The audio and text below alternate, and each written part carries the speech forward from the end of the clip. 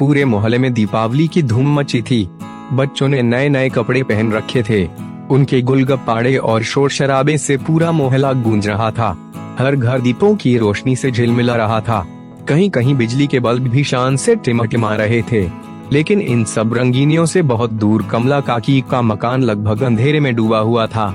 यद्यपि उनके मकान पर भी 2 दीपक जल रहे थे, लेकिन इस जगमगाहट में वे निस्तेज से लग रहे थे।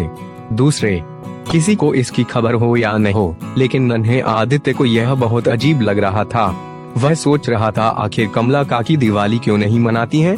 उसे अच्छी तरह से याद था कि कमला काकी ने पिछले साल भी दिए नहीं जलाए थे और शायद उससे पिछले साल भी नहीं। आदित्य को यह अच्छा नहीं लग रहा था कि आज के दिन कोई दुखी और उदास रहे। वह अच्छी तरह समझता था कि जब कोई दुखी व उदास होता है तभी त्योहार नहीं मनाता है। लेकिन काकी को क्या दुख है, यह बात वह नहीं जानता था। आज मैं काकी का दुख जानकर ही रहूंगा, यह निर्णय करके वह जा पहुंचा अपनी माँ के पास। माँ उस समय रसोई घर में मिठाई तैयार कर रही थी। आदित्य को कुछ चिंतित देखकर व्यग्रता से पूछा, क्या सोच रहा है बेटा? माँ, कमला काकी हमारी तरह बहुत सारे दीपक क्यों नहीं जलाती हैं? आदित्य ने पूछा। वे बहुत दुखी हैं बेटा।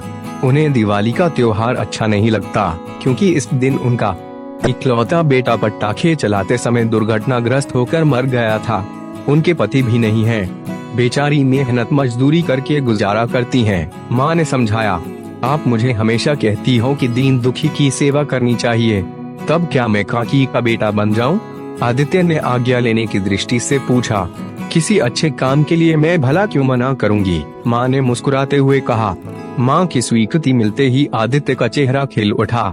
वह सरपट कमला काकी के घर की ओर भागा, लेकिन माँ की आवाज सुनकर उसे वापस लौटना पड़ा। बेटा, यह मिठाई तो लेते जा, कहते हुए जब माँ ने मिठाई का डिब्बा आदित्य के हाथों में थमाया तो उसे अपनी माँ पर गर्व हुआ। मिठाई का डिब्बा लेकर वह काकी के घर की ओर दौड़ा। प्रसन्नता के मारे उसके कदम धरती पर नहीं पड़ रहे थे। आज वह किसी बेसहारा का सहारा बनने जा रहा था। शीघ्र ही वह कमला काकी के घर पहुंच गया। काकी घर के एक कोने में बैठी रो रही थी। शायद उन्हें अपना बेटा याद आ रहा था। काकी, आप रो रही हो?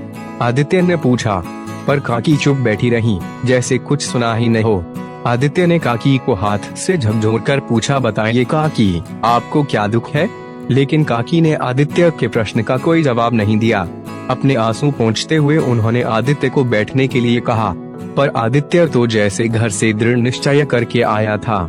बोला, मैं जानना चाहता हूँ कि आप दीपावली के दिन बहुत सारे दीपक क्यों नहीं जलाती और आप अभी रो क्यों रही हो? आदित्य की जिद के आगे कमला काकी को झुकना पड़ा। उन्होंने भरे गले से इतना ही कहा, जरा अपने बेटे की याद आ गई थी। आज अगर वह जीवित होता तो वह भी तुम्हारे जितना ही होता। काकी, अगर बेटा नहीं रहा तो क्या मैं आपका बेटा नहीं बन सकता? मुझे अपना बेटा बना लो काकी, आज से मैं तुम्हारा बेटा हूँ, आदित्य ने भोलेपन के साथ कहा।